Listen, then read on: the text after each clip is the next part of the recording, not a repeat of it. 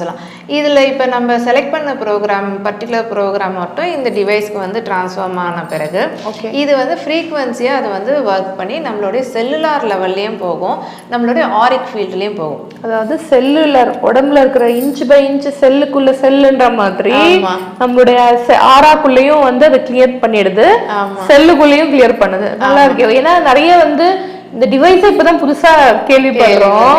அதுல ஆறாவையும் அது கிளியர் பண்ணி விட்டுடுது, பாடிக்குள்ள பிசிக்கலா இருக்கிற செல்லையும் அது வந்து கிளியர் அவுட் பண்ணுது.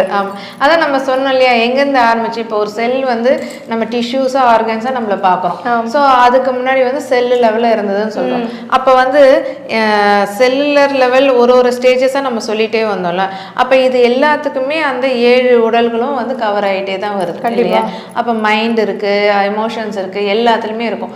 இப்போ ஒரு டிஷ்யூ ஆர்கன்ன்றதுக்கு பேஸ் வந்து செல்லுனா அந்த செல்லு மேலேயும் இது வந்து எல்லாமே